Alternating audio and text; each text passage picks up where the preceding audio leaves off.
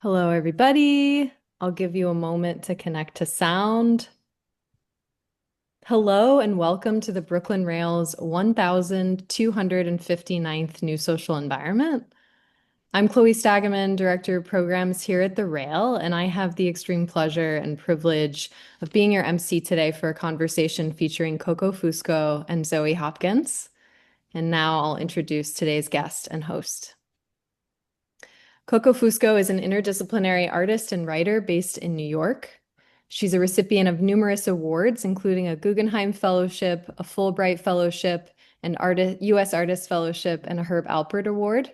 She's a professor at the Cooper Union School of Art. Fusco's performances and videos have been presented at the 56th Venice Biennale, the Sharjah Biennale, Frieze Special Projects, and several other international exhibitions, and her works are in several international permanent collections. And our host today, Zoë Hopkins, is a writer and critic. She received her BA in Art History and African American Studies at Harvard University, her MA in Modern and Contemporary Art at Columbia University, and is currently pursuing her PhD at the University of Pennsylvania. We are so lucky to have Zoë as a contributor to the Brooklyn Rail. And with that, I am going to pass Zoë the mic to get us started. Amazing. Thank you so much, Chloe, for the introduction. And thank you, Coco, for being here and being in conversation. I know that this is an immensely busy moment for you. And it's seriously an honor to be face to face and voice to voice, even in virtual space, in the density of all that's swirling in your world right now. So I'm excited. Good. Well, I'm happy to be here and to talk and to answer anybody's questions. The busy part is kind of over, though. The Yeah, show's up. The busy part is before, right? right. I mean, I've been fortunate in the last couple of years. This is the third iteration, not the first, because we started in Europe. So that it's been busy up to now. Now I feel like, okay, now I can move on to the next thing. Yeah. You're in the exhalation of it all, Yeah. which is the best part. Um, well, I wonder if we can maybe pull up the slides so that we can look at some images. Perfect. Yeah, as I mentioned to you, Coco, I was hoping to start with Dolores from 10 to 10, just because it's a work I've been really curious about. And maybe we can start by describing this work for those in the audience who might not have seen it before or who might need a refresher. Sure. And then we can launch some questions from there. So the work that's on view is a video installation that is a simulation of a closed circuit television system, right? So there are little monitors, little CRT monitors, which is the kind of surveillance systems that were used when I made this piece, which was between 2001 and 2002. The project began as a streaming video performance. At that point, streaming was a relatively new phenomenon, for the general public to have access to. And there were musicians and artists who were trying to experiment with this, the tiny box on the computer screen as a theatrical space, as a space for performance. So I did the performance with Ricardo Dominguez over a 12-hour period. That's why it's Dolores from 10 to 10. It's 12 hours, right? There were six surveillance cameras tracking the performance. And then after that, I took all of that video material and shot some more because all the cameras were in the office where I was trapped, and I'll explain why in a minute. Then I shot some more of hallways and other spaces in the supposed factory where this was taking place and edited it together to make a video that is on a loop that runs about 98 minutes, I think, on these CCTV monitors. So in the 90s, in the second half of the 90s, before we had social media, there were listservs, right? And lots of people who were interested in new media and in the possibilities of the internet got into listservs. There were the most famous one that I remember was called Net Time. And there were some pretty fiery conversations about whether or not this utopian discourse around the internet was valid. And I was somewhat involved in Net Time, but also worked together with other women to form a group of only feminists who were interested in new media called Undercurrents, where we had even more intense conversations about the extent to which utopian discourse about the internet really missed the point on the labor questions, right?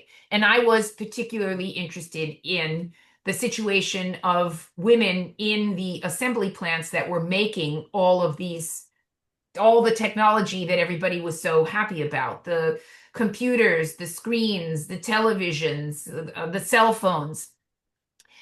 And I had the opportunity to go to the U.S.-Mexico border and to, with the help of some activists there and professors, got access to a maquiladora, or an assembly plant in Tijuana, to see what it was like inside. There were human rights reports coming out after the establishment of the free trade agreement about the exploitation and abuse of women in these workplaces, and everything from sexual harassment to forced use of birth control to just like the more kind of pervasive labor problems of underpay, overwork, no rights, no right to unionize it, so on and so forth. But there was a preponderance of women at the time in the assembly plants.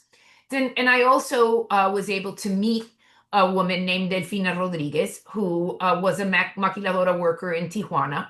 And she had worked at a subsidiary of Mattel, one of these plants, and was accused of trying to unionize in the plant. She had heard that the company was going to shut down and then reopen under a new name, which was a cost-cutting measure that many assembly plants engaged in order to cheat workers out of their accumulated benefits, right? And so she went to talk to some lawyers or some activists about this. They gave her a questionnaire to disseminate among the workers to get more information. And when she came back with the questionnaires, she was pulled into an office, held in there for 12 hours, and threatened and forced to sign a letter of recommendation, which was a common tactic to prevent people from trying to unionize and to get rid of the so-called troublemakers. So, Delfina held out for 12 hours with no food, no water, no bathroom access, no phone, nothing, right? But she had children at home who were alone. And so she eventually signed the letter to get out, but then stopped at a radio station on her way home, denounced what happened, and eventually took legal action against the company, which was very unusual and very brave on her part. So I went to talk to her about her experience. And then I asked her if she would allow me to, use her story in some way to create an artwork. And she said yes. And then I thought that it was significant that in the legal process that she initiated to recoup her benefits, the management of the maquila kept saying that she was a crazy woman, that she had signed the letter of her own accord, and that that there was no documentation, no proof of what had happened. And I just thought that was impossible, because I knew that these factories have surveillance cameras everywhere, basically to protect their equipment from theft. So I imagined then, okay, let me dramatize what the cameras would have seen, right?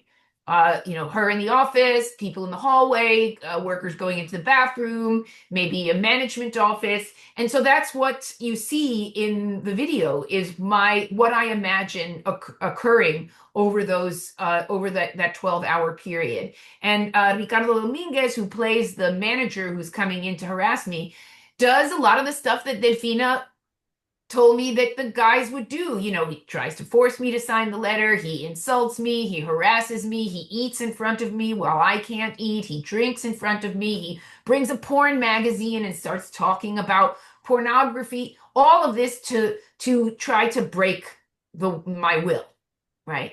Mhm. So anyway, that is what the piece is about. And it's a Yeah. bit of a kind of silent telenovela, because it's like a soap of, what happens to this woman when she tries to assert, her rights as a worker, and what she suffers as a result. Yeah. Thank you for that description. I mean, one place I want to kind of anchor us is your recruitment of CCTV technology to disassemble the very kind of ideological apparatuses that gave birth to such a technology, namely apparatuses invested in the protection of capital, the accumulation of capital, the protection of property, what have you, over and against any possibility of um, understanding humanity, if you will. Well, And so, in sorry. the 90s, when prosumer or consumer surveillance technology became available to the general public, that triggered a lot of conversations about what surveillance and its the problems and its benefits. And for a lot of there were a lot of consumers who liked to have nanny cams. Mhm, mhm. There and to put surveillance cameras outside their garage, and to be able to protect their home, and so on and so forth. So there was a kind of a discourse in favor, right, in terms of a new consumer good that could protect you in some way that you couldn't otherwise. And then there were all sorts of warning signs from people who were more concerned about a kind of big brother presence, right? The use of surveillance cameras to monitor people's activities everywhere.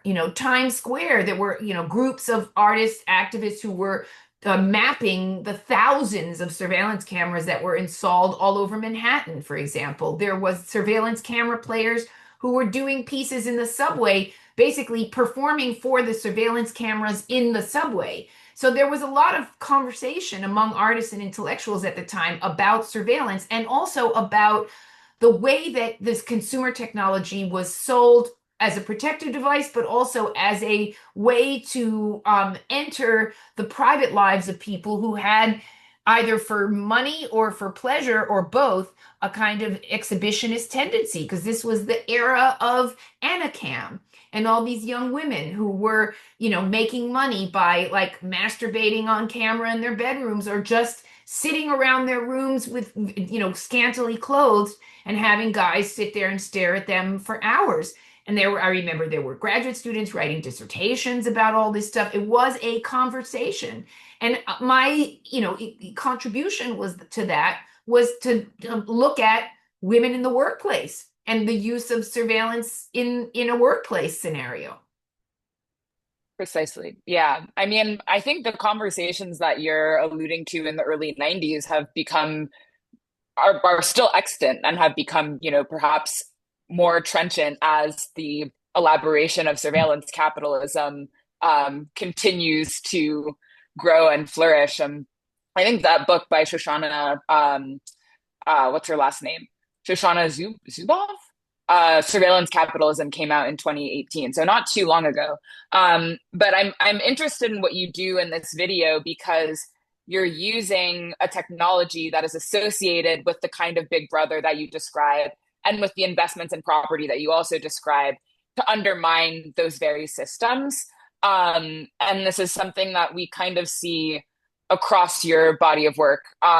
I mean, of course, maybe the most famous example, and I know that you've been asked about this work a bunch of times, so I won't ask about it, but I just want to allude to it. It's But okay. It's all and right. It's a big part. It's a big part of the show because, I'll never yeah, get out of that cage. So yes. yeah, Yes, yeah. But I mean, a in that work to Amerindians, you use the kind of gaze of a technological gaze, if you will, a scientificizing gaze that's not totally unlike the surveillance camera, which is the gaze of the white or European kind of settler invested It's in really knowing as object. it's the video, which is what most people know now, because most people weren't at the performances, right?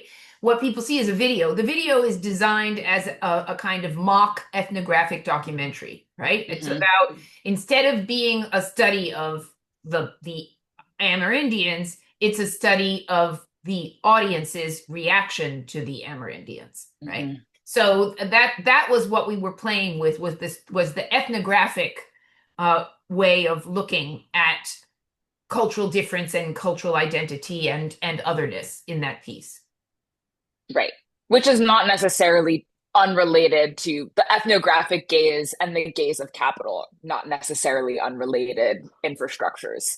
Um, um, but yes, I mean, I wanted to start with that work because I think it opens so much for our discussion about the way that your work traverses questions of spectatorship, of institutionality, of technology, of labor, gender, of course. Um, so that being said, I also wanted to ask, I was looking at the framing of the Museo del Barrio exhibition, and they named you as an artist who is kind of pioneer in institutional critique, Not which really. I thought, I'm a little huh? young to be I'm a little young to have been a pioneer. I mean, the pioneers were people like Hans Haacke in the beginning Right. of the 1970s. So I I don't don't know if consider pioneer myself was a the pioneer. exact word they Yeah. used. I don't, yeah, but I mean, I'm probably second generation of people interested into institutional critique. Sure. Right. Um, anyways, I definitely, I was paraphrasing a bit, but that caught my attention, because I'm really interested to hear your view on what the possibilities of institutional critique are in this moment, which is one in which we're seeing a kind of elite capture, eradicate forms and forces of radicality that are operating outside and within the institutional structure.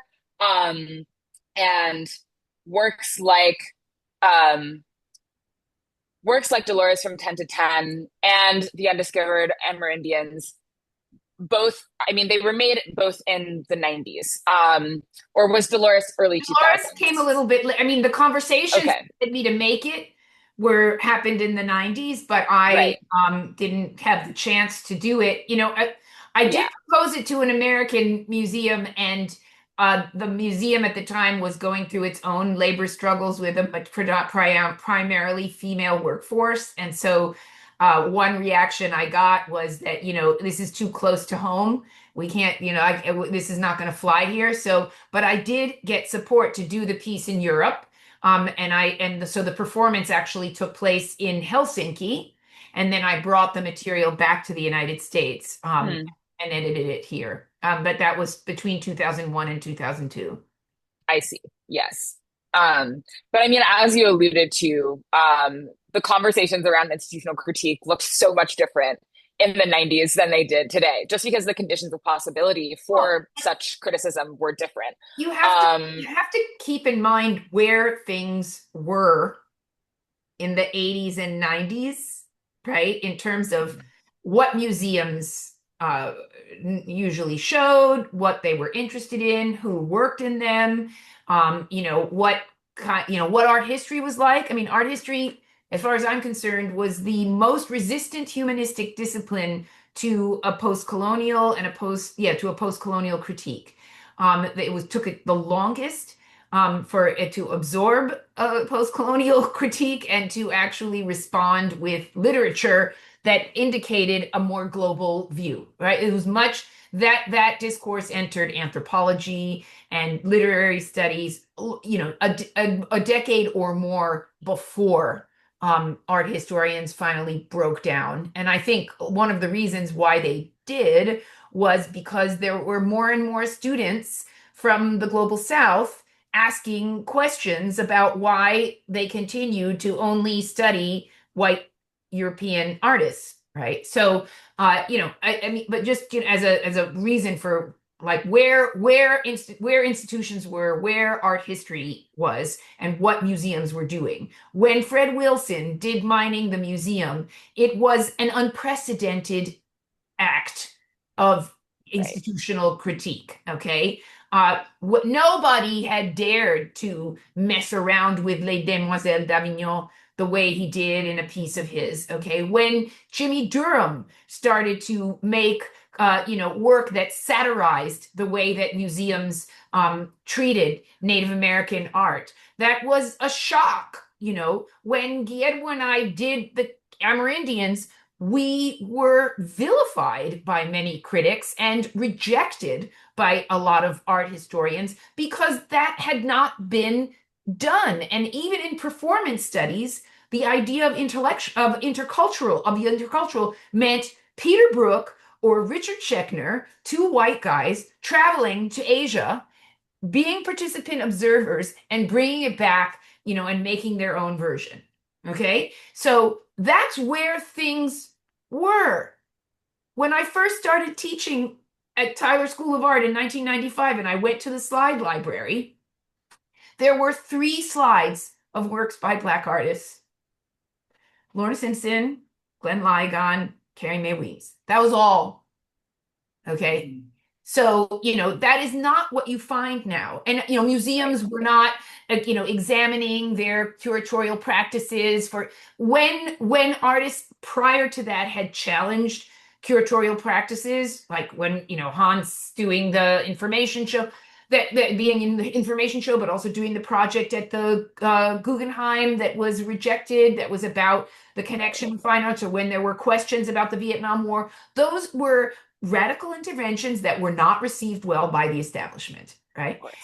When Douglas Crimp tried to do it, talk about AIDS in October, he was, attacked by his co-editors at the publication, and took his concerns away from there. That's the world that I studied in.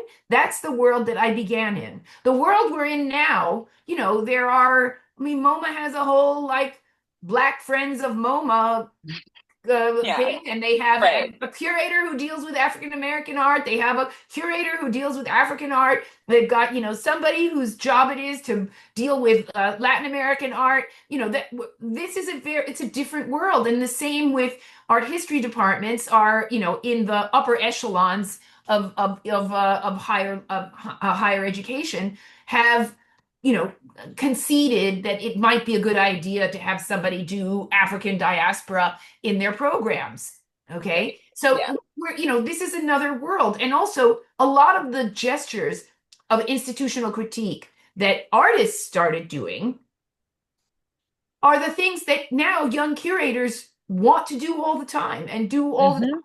So it's not it's no longer an outsider intervention. It's now a standard practice, right? Exactly. Yeah. I guess a better way of articulating my question then is, how might it be possible for institutional critique to maintain its critical edge, given that it has been absorbed and assimilated into the very structures and kind of industrial machine of the art world that it was once very much outside of, and very much antagonistic.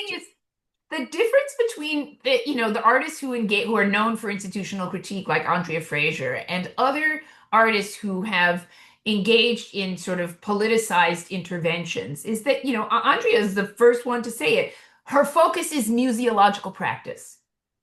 It's not the war in Gaza, right? It's not general political crises in the world. It's not in the world. It's not the erosion of democratic institutions. It's museological practice, right? So artists who engage in institutional critique are interested largely in museological practice, not in addressing the general situation in the world. There are some artists known for institutional critique who have also created works that address problems outside of the art world, but that's not part of what is considered to be institutional critique. by Mm. art historians who write about it now. So that's one thing. Another thing is you really have to ask not how to keep institutional critique radical, but do artists really care about it anymore or not? Mm. Because I do Mhm. think that, there are probably a lot of artists are more concerned about getting solo shows or selling work or being represented by a very powerful gallery than they are in institutional critique. Because what has happened with the kind of over all the intense speculation and emphasis in the art market on contemporary art is that it has allowed people to equate their own professional success with institutional critique. Like, I'm there, therefore that's institutional. No, my being there is not institutional critique. Right. My Yeah. being any artist's work having been acquired by a museum or a major collector is not in and of itself institutional critique. Exactly. I think the question, we need to reframe the question and ask, does anybody care? Do artists Mm. care about institutional critique anymore, or is the goal just about getting showing with Hauser and Wirth and getting big shows and selling work for six figures, which is the focus of art press in general, It's true. right? It's true. Yeah. Yeah. I mean, we were speaking about this a little bit in our pre screening on Wednesday, and you mentioned that, and this is one thing that I think about all the time, um, this like categorical kind of imposition of Black art that is sutured to a kind of hegemonic Blackness, largely African Americanness, that excludes other forms of Blackness, so as to make Blackness a more marketable and digestible category for, mostly white buyers, Well, there and are white black. I mean, institutions. there are Not black to say that there's not collectors. Black There collectors. are there are For black sure, collectors, for and there sure, for are, sure. European museums that also buy work from the African diaspora, and it is not exclusively a white collecting thing. Although, look, the majority of people who collect art in the world are white. That's not going to change. The majority population in this country still is white. But that is not to say that there are no African American collectors, or that there is no collecting of African diasporic Yeah. art, outside of, Certainly, I did not mean to suggest right. that. Certainly, I'm more so interested in thinking about how, the like consolidation of Blackness, which is diasporic, multiplicitous, um, polyphonic, into like a singular kind of African Americanness. Often we see this in the art world, just in the way that African American art uh, is perhaps more well represented in blue chip galleries, at least in New York. I mean, that's what Well, I know. look, I'm not sure. I think that this issue has a history that goes before the period of speculation around contemporary African American art. Okay. Mhm. And has, I mean, the thing is that, who are the protagonists and the leaders of the American Civil Rights Movement are African Americans, right? The Civil Rights Movement is largely understood as being fought so that African Americans could gain uh, the same civil rights that everybody else in the country enjoyed, right? Yes, there are Chicano movements and Nuyorican movements, but they're smaller and less relevant to the political conversation about equality and diversity in this country. Okay, now this doesn't match demographics, right? Because there are many, many more Latinos than there are African Americans in the population. So it's not a statistical thing of who's the bigger minority. It's whose history is more relevant to the story of this march toward equality in this country, right? And who is the group that is, considered to have suffered the most because of slavery are African Americans. But we also know that the African diaspora population in this country is quite diverse, right? There are lots of people from the Caribbean.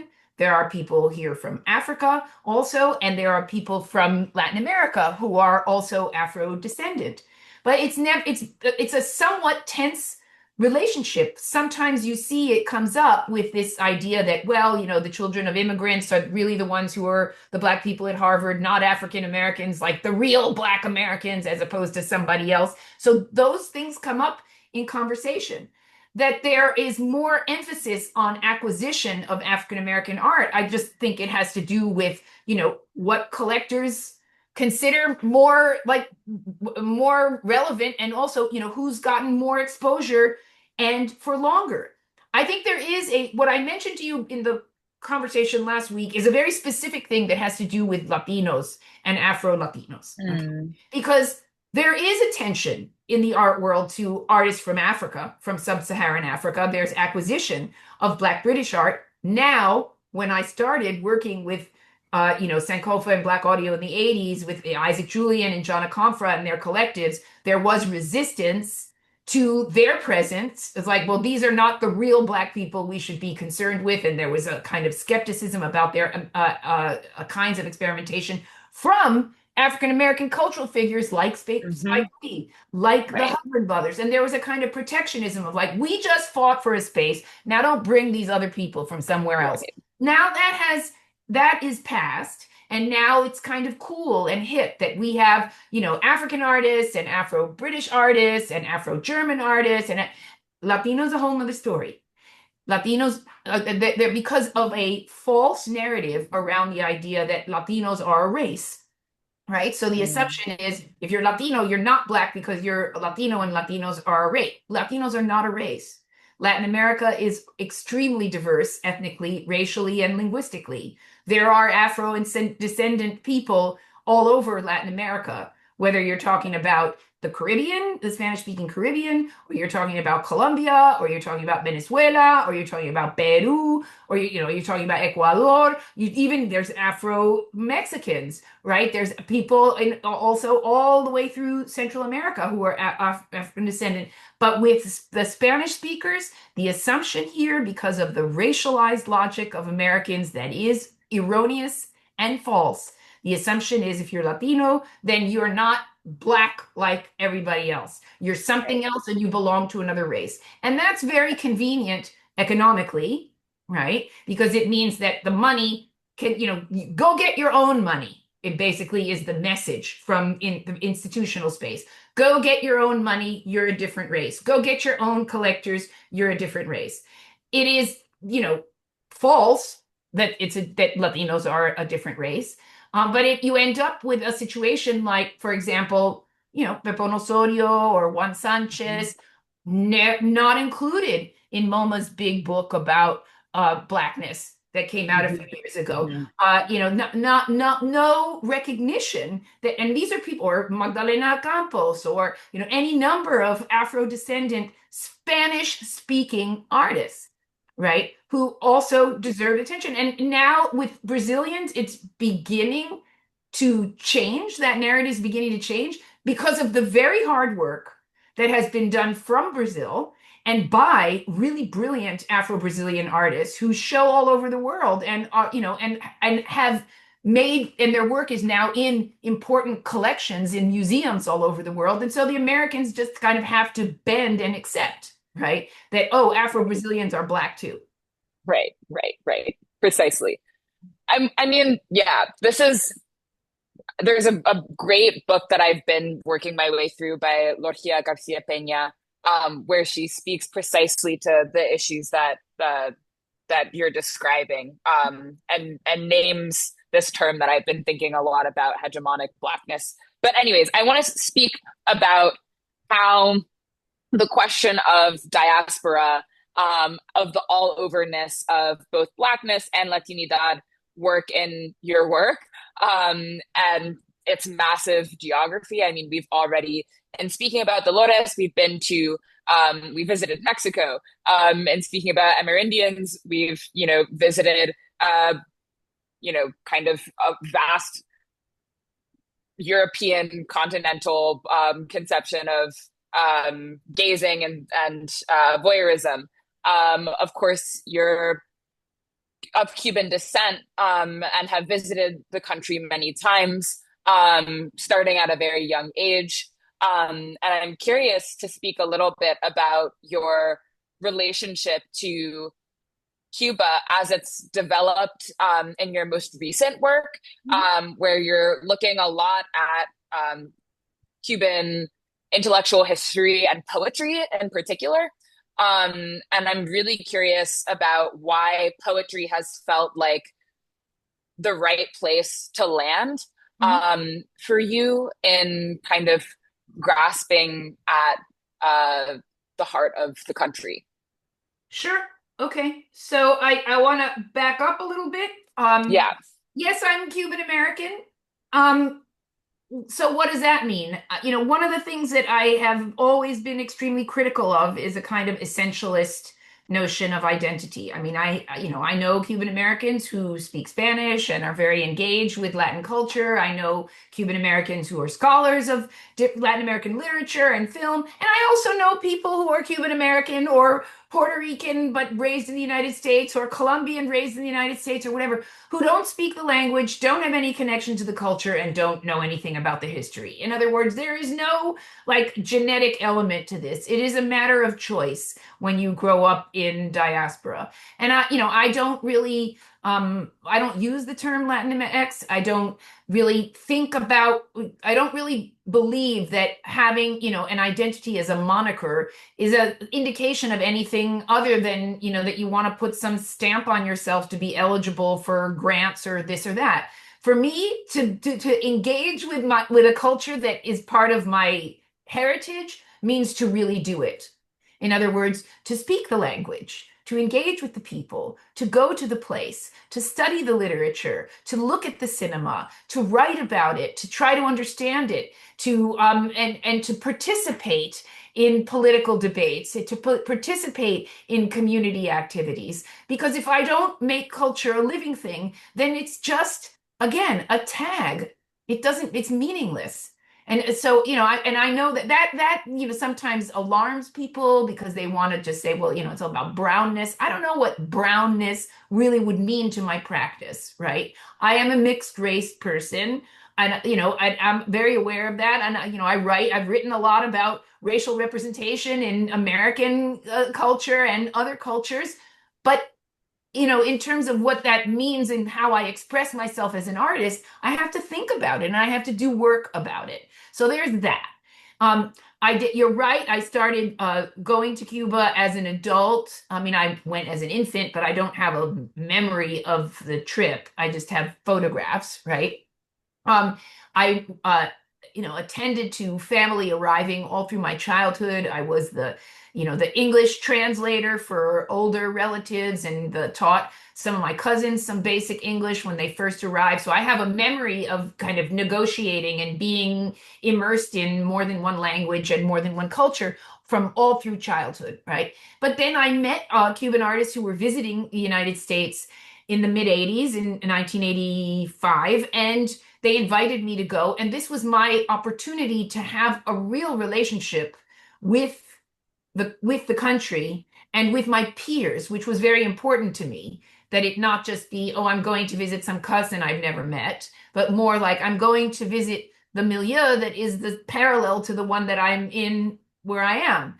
And and it was a fascinating encounter, and I made friends with a lot of people, and I was sort of stunned after having grown up among exiles who had this idea that Cuba was a cultural vacuum, right? That actually, even though, yes, it's a police state and there's an authoritarian regime in charge, that there were young artists who were trying to do interesting things and who were curious and reading the same books that I was reading, and that we were interested in a lot of the same ideas, and that their energy and their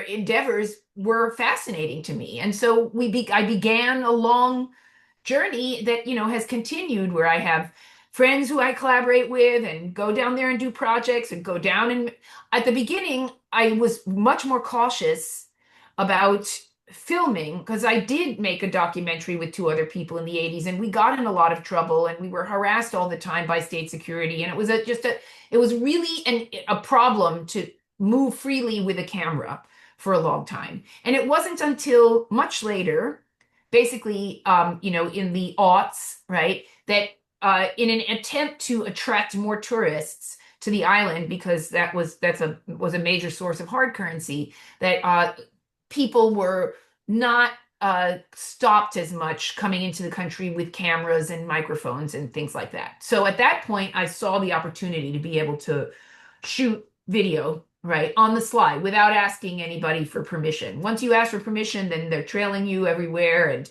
then they want to see what you're going to do and approve it and take your materials away. And I didn't want to have that kind of eye on me, right? So that's what enabled me to begin to make films, starting in 2011. Mm. Why poets? Well, in the last 15 years, with Fidel first being out of power and then passing away, the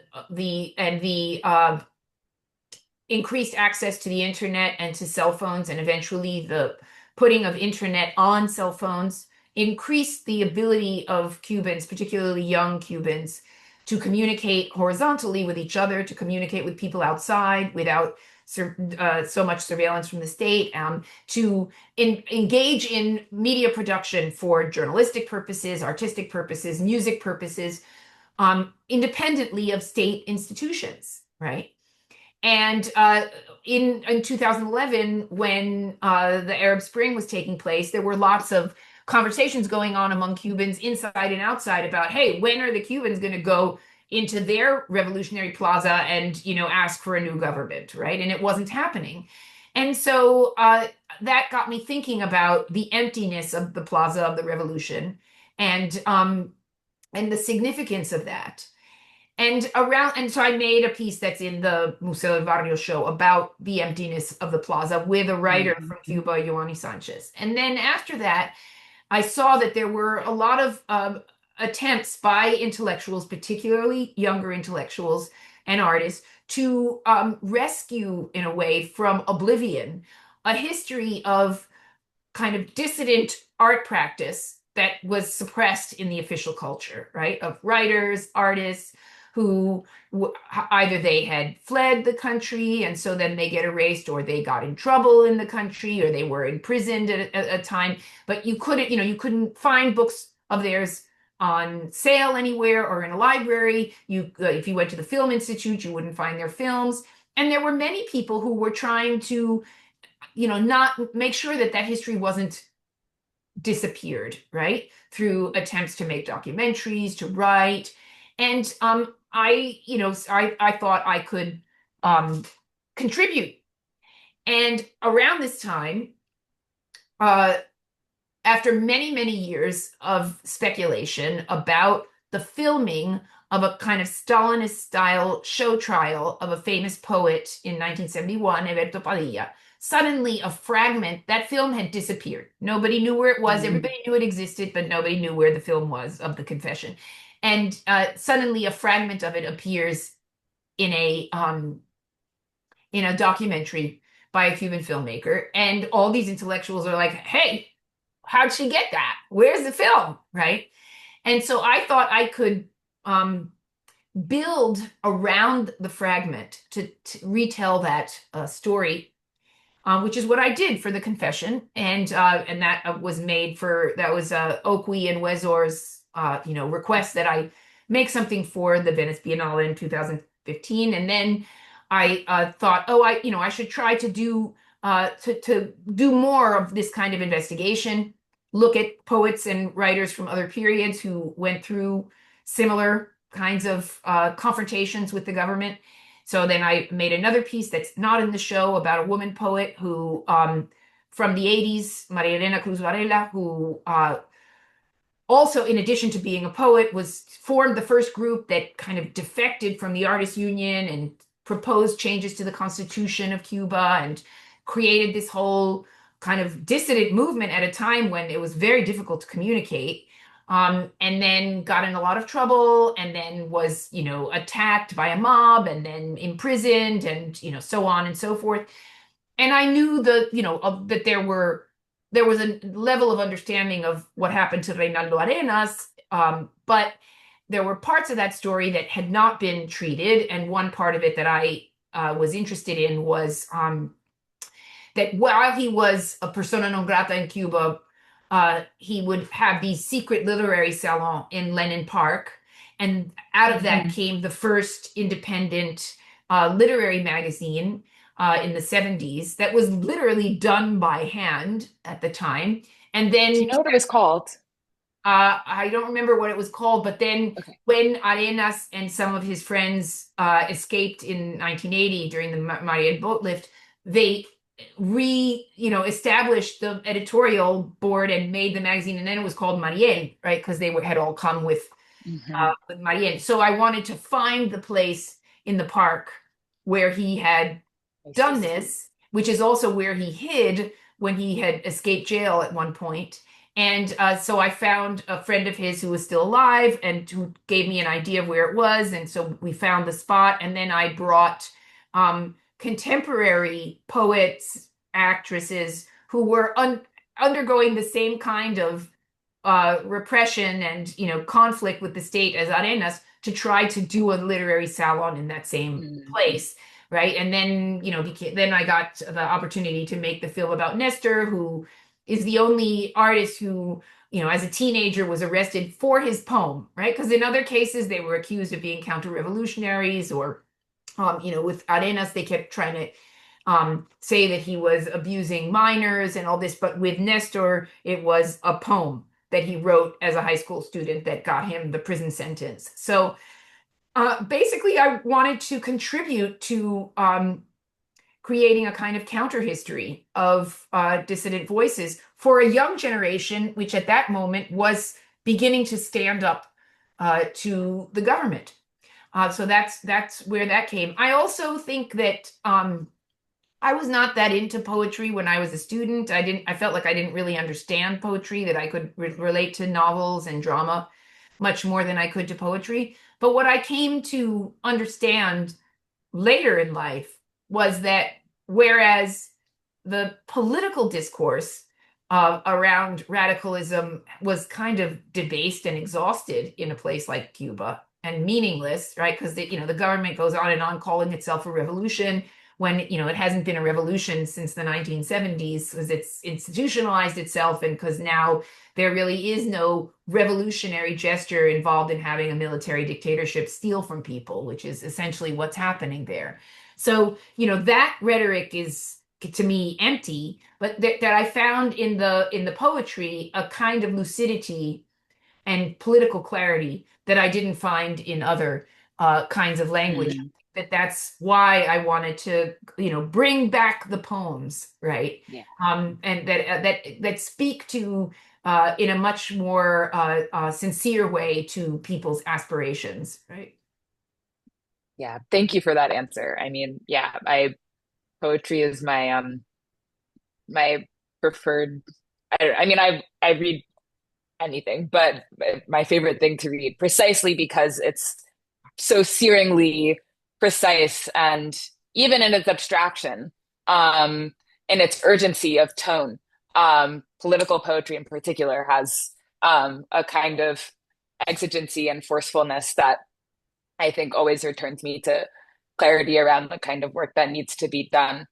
I wanted to return to what you were speaking about at the beginning of your answer around identity, and the way that identity is kind of territorialized and becomes a form of enclosure and sedimentation that is really pernicious. And I think, the world right now is full of these efforts to kind of grasp hold of concrete and readily articulable identities that are, again, kind of saleable. And I'm thinking about a few of your works. First of all, Sightings, which was about kind of mistaken identities or moments in which I know you were thinking a lot about Angela Davis in the kind of background research for this work, but moments in political history where state entities and surveillance entities had sought out a suspect and mistaken their identity for somebody else.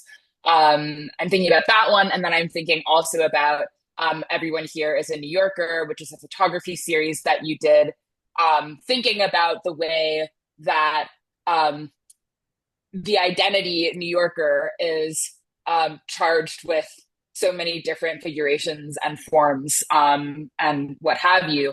So I'm curious to think alongside those two works to get at the kind of like broader critique of identity that's happening in your body of work.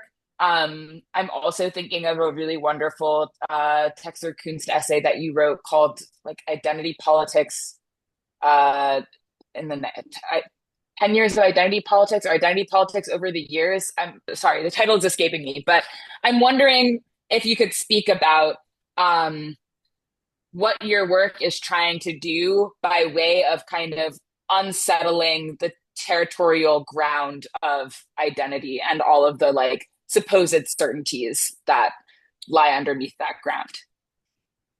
So I don't remember the Texer Kunst essay. I don't know what Yeah. so I'm gonna skip that one. But okay, so with the piece sightings, which goes along with AKA Mrs. George Gilbert. Basically, what happened there was I did research for 3 or 4 years as a curator for an exhibition called Only Skin Deep: Changing Visions of the American Self, which was about the history of racial representation in American photography.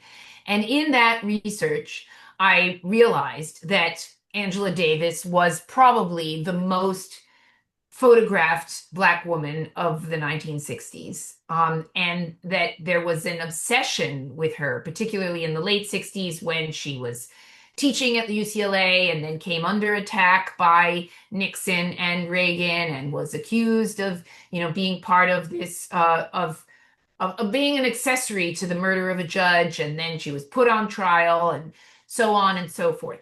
So I saw all this material in magazines, newspapers here and there, and I was like, this is too important and too vast to be included in a survey show. I need to put this material aside, right? And then, so I finished doing the curatorial project and then moved to this. And then doing research about her, I read every single book I could find about Angela Davis at the time and her autobiography and, all the speeches that were given while she was on trial. I mean, as much, and I even read the transcript of the trial on microfiche. And what stood out to me was a few things.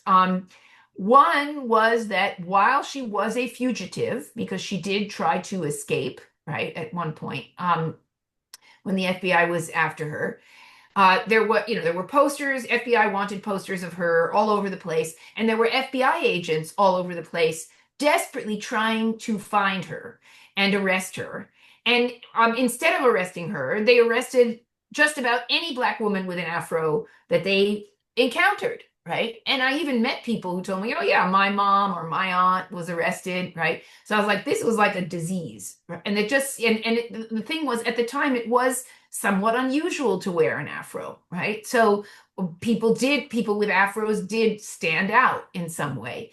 But then the association of you have an afro, therefore you're a radical, therefore you're Angela Davis, or, I can't tell the difference between one Black woman and another, so any woman with an afro must be Angela Davis. All of that kind of hysteria and inability to read signs and all that misreading was really fascinating to me. And so I wanted to make something about that, right?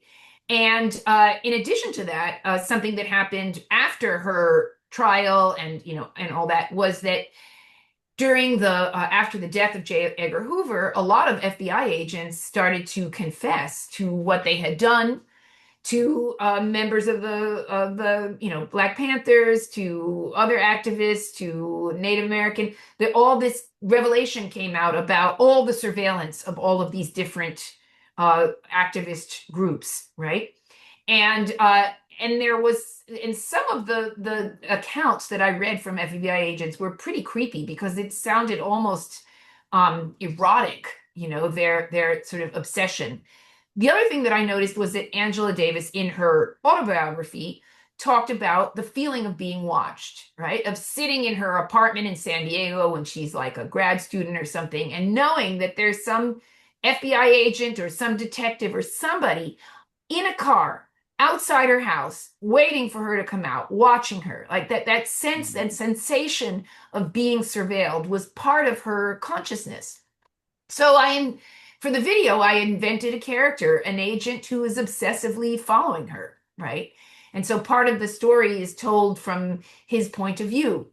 Um, then I wanted to, in addition to the video, create, because the apparatus that was used by these agents was a Minox spy camera. So I got one and used that to take photographs of Black women with afros who are not Angela Davis, which is what you see in sightings, which in a way is a kind of simulated document of the period. So that's what that piece is about. Now, there was a kind of broader question that you had about identity.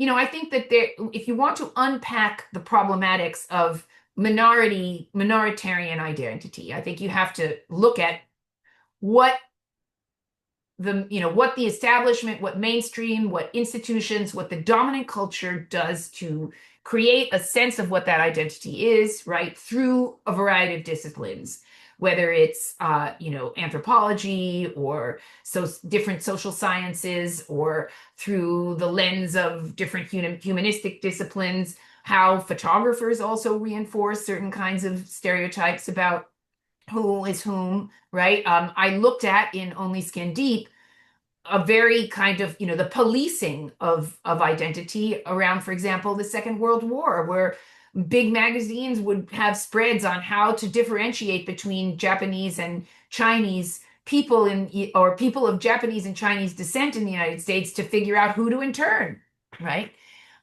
So, we have histories in the culture from a range of disciplines and for a range of purposes, this kind of technology of racialization, of imposing an identity of difference. That's different from a kind of ethnographic, or if you want, anthropological interpretation of how different communities see themselves, right? And how what different communities use to define inclusion, whether it's language or religion or gastronomy or ritual or idiolect, right? But that's different from the what is imposed from outside, right? So, the racialization dynamic is the dominant language in this country, and some people believe it. I mean, whether you're white or Black or Asian or this or that, I mean, there are people who really believe that on the basis of, a pseudoscience, you can actually define a self, right? I don't, but people do. That doesn't mean that I don't recognize the kind of social impact, right, of a falsehood, because that is, it's a social fact, right? That's what social scientists talk about. It doesn't have to be true in order to have valence, right? It doesn't have to be true to have power. But that is the world that we live in this country. I mean, I have had I guess, whatever you want to call it, the privilege of living elsewhere and traveling elsewhere and working elsewhere. And when I go to other places, I'm perceived in different ways, right? If I'm in Mexico, they call me güerita, right? Which basically means white. And it's more than anything a sign of my social class, right? That, it's clear that I am not a poor laborer in Mexico and that I am not a Mexican. And so therefore I'm a güerita, right?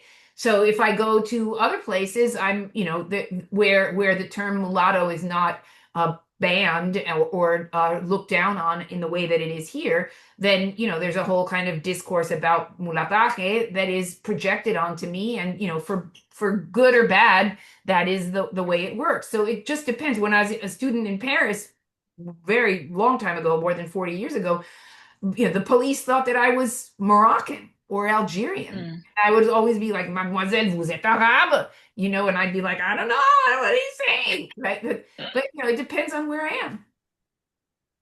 Yeah. Yeah. I mean, this is the great thing about, like, race is always, as Stuart Hall says, a sliding signifier. And it becomes slipperiest when phenotypes are not readily identifiable with like one particularity, which I think is a kind of a, I don't know, a really important um, dynamic and power in some ways in this world where identity is so constrained and consolidated and constricted. Um, I'm noticing the time. It's 2:01. Okay, so questions. Yay, I get to shut up. Yes, questions from the audience. But before I turn it over to Chloe to turn it over to the audience, I want to say thank you so much for thinking through these questions with such diligence and rigor as always. It's just a real treat to hear from you. And I just all respect. Thank you Thank for you. this. Thank you. So who wants to ask me something? Thank you so much, Zoe and Coco, for that conversation. That was a pleasure to listen to. If you have a question for Coco, please post it at the link in the chat. I would love to get to as many of your questions as possible. The first question is, how do you go about deciding who you collaborate with on your collaborative projects, Coco? Well, I think that there are different kinds of collaborations. I mean, sometimes it's I'm a director of a film and I need a director of photography, I need a set designer, I need a script writer, I need a this, I need a that, right? So there it's a kind of hierarchical collaboration, right? Where I'm in charge, but I need to have the involvement of others, right? And to recognize the importance of their involvement. And sometimes it's, I want to do something with but I in a collaborative way. I mean, for example, the Siren, which is a publication that I started last year with Noah Fisher and Pablo Helguera. I went to them and I said, I just saw this amazing show at the Met of Mexican prints, and there are all these incredible examples of cartoons that lampoon authority from the period of the Porfiriato at the beginning of the 20th century. And that why can't we do something like that about MAGA? And I said, I can't, I need a team. This, I can't do this myself. And so we work together. We invite people together. We design together. We come up with themes together. We do everything together. That's a much more kind of, equal, horizontal kind of collaboration. So it depends on the project and what the needs are. Thank you for that answer, and thank you for that question, audience member. We have a question from Andrea in the audience who asks, how would you suggest and wish educators address the topics explored in your exhibition with children and young people? Oh, well, when I was in the cage, there were all these people who were so worried that we were going to destroy the minds of children. And my experience with the kids who came to see us was really fantastic. They were the most humane. They were the ones who asked the best questions, like, why would anybody want to put people in a cage, Daddy? And like, can I give the girl a barrette? Her hair's falling in her face. Or I want to share my sandwich. They must be hungry. I mean, the kids were really wonderful. And made their parents talk to them about important things. And so, I was thrilled. I think, it depends on the work. I mean, some work that has more sex in it is probably perceived as being inappropriate for children, right? So that, not everything that I do would work with kids. There are probably some pieces in the exhibition that, are like not for kids, not definitely not for little kids because they're just about political violence and too explicit, right? So I think it depends on the piece. It depends on the work. Thank you so much for that question, and thanks for that answer. The next question is, how has it felt to revisit many of the projects in the context of this recent series of exhibitions? How do you think of your archive and relate to it across time? I wish I could say I was organized enough to have an archive. I have a mess. I have a basement with things. I have an office with stuff. I finally got flat files this year and, got some decent shelving, but I'm not that organized and I don't have a staff and I don't have money to pay a full-time assistant or anything like that. So I basically have a mess more than an archive. But anyway, I have been looking at stuff that I've done in the past over and over again over time because people ask you, or I have to write about it, or, in the case of the undiscovered Amerindian stuff, people write to me every week with questions about the work. So it's not like, oh, I had to think about it now. And also remember that this show is the third iteration of a retrospective that began in Europe, in Berlin in 2023 at KW, Institute for Contemporary Art. Thank God for them, because they were the ones who started this and who made it possible. And without them, I would never have been able to have a show that arrived in New York. Nobody in New York wanted to do it.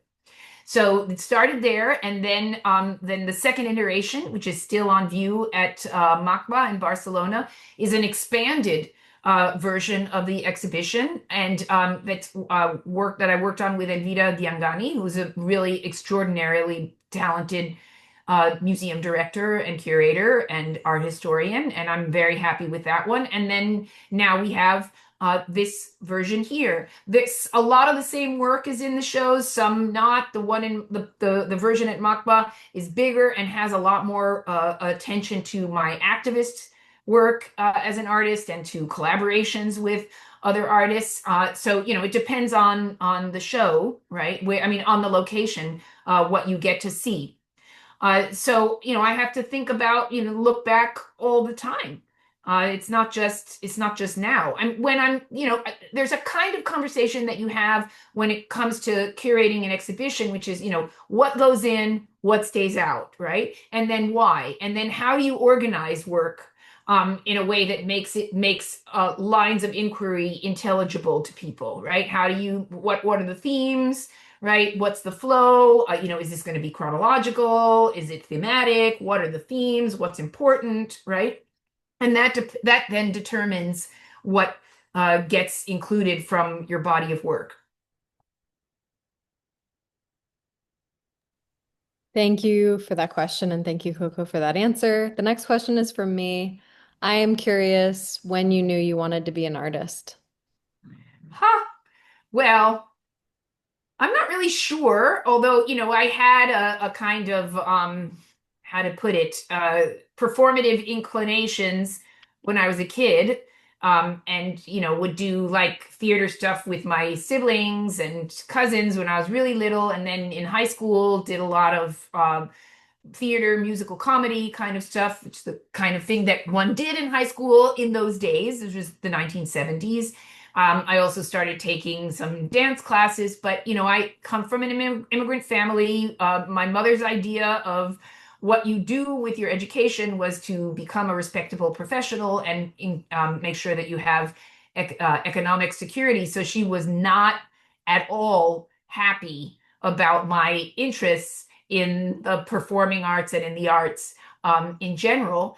And I understand that some of that had to do with, in the world that she came from, for a woman to be on stage was the equivalent of being a sex worker, right? And so it was just not a respectable thing to do.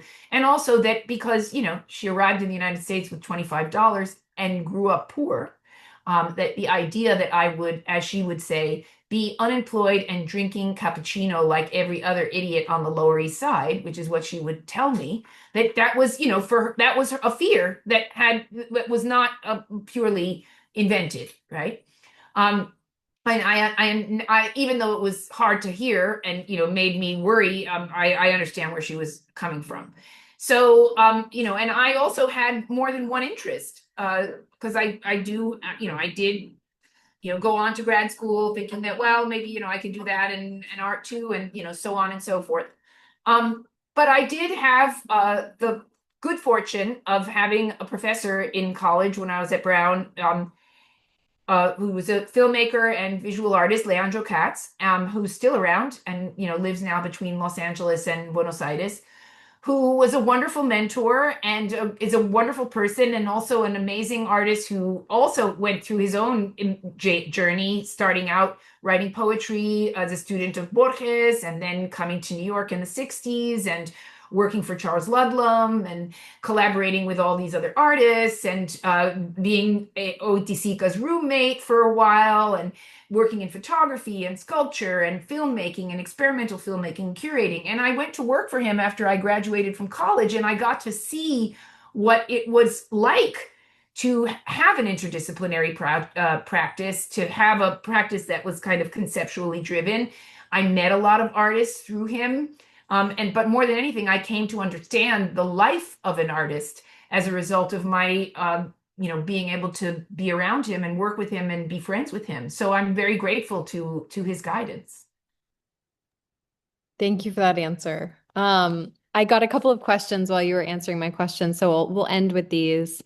An anonymous audience member has asked if you think that political correctness was forgive me, I'm going to try to get this right. Was political correctness a way created to suppress minorities and weaken their ability to express themselves, to truly be part of the conversation on equal terms? Well, I don't know what this person understands to be political correctness, right? So it's hard for me to answer that question coherently without knowing what are we talking about when we're talking about political correctness. I mean, I don't,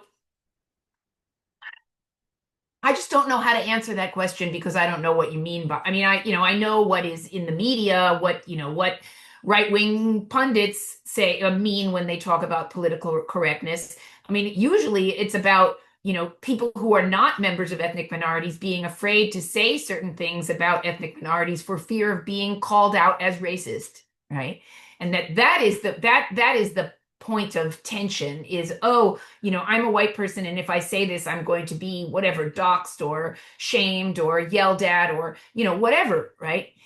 So as far as that goes, I hope that I don't engage in that kind of discourse, but I also kind of also feel like, what are we talking about? I mean, is it politically correct to show photographs, famous photographs, like the scourged back of the slave who the back was completely lacerated by whipping? Is it so politically correct to put that out there to teach people about the impact of slavery that you have to remove that image from national parks, which is something that the Trump administration has recently called for?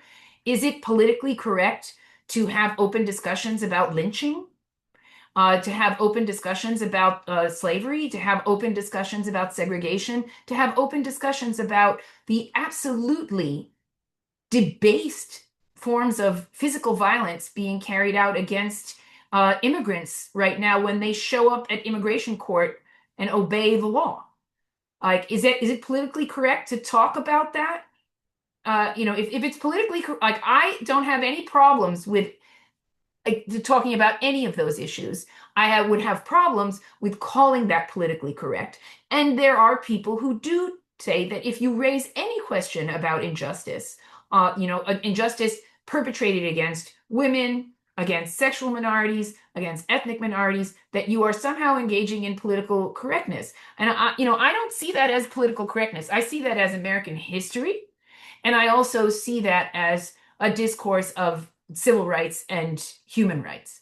And I'm not going to, I don't really want to waste time with attitudes that characterize that as political correctness. As if we cannot address our own shortcomings as a civilization, we're not going to progress in any way.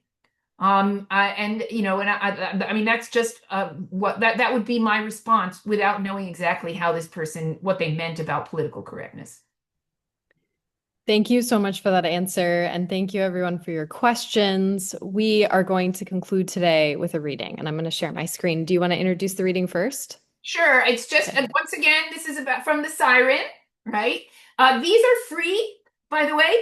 And you can see the Siren online for free, or you can pick up a copy at They're at Printed Matter and at different comic book stores and many arts organizations. So you don't have to pay, but I'll just read you the editorial comments from the front page.